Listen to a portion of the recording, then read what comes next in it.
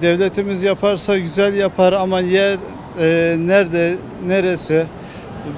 Ben de başvurdum Ballıkuyumcu'da. Ballıkuyumcu şehrin çok dışına gidiyor.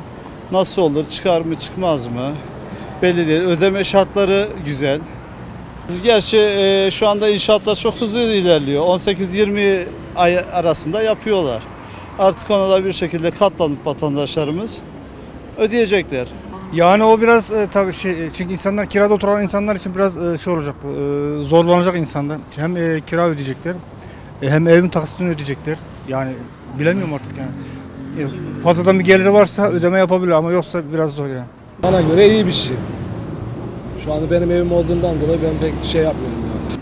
Vallahi onu devletin, hükümetin bir bildiği vardır ki ona göre şimdi ben pek bir şey diyemem ama yani 250 bin konut yapılacakmış diye duydum.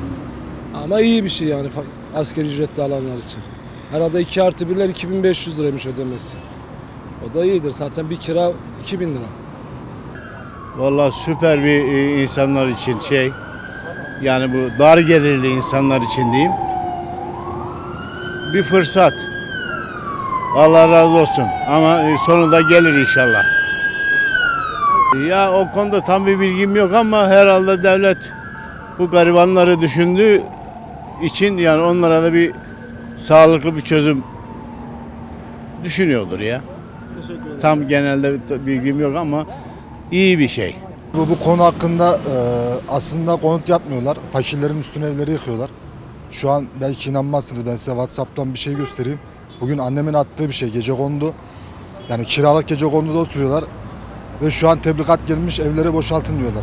Yani bu aslında konut yapma bir bahane. Yolsuzluk bu. Fakirlerin üstüne evleri yıkıyorlar. Yani bir tek başına çalışan sigortalı bir insan 6 milyarla 5 milyar maaşla gelip 3.000 lirasını oraya verip de zaten 5 sene öncesinden insanlar hani nasıl ev alırım diye bir hayal vardı. Şu an onlar hayal oldu. Artık nasıl evime ekmek götürürüm hayaline düştüler.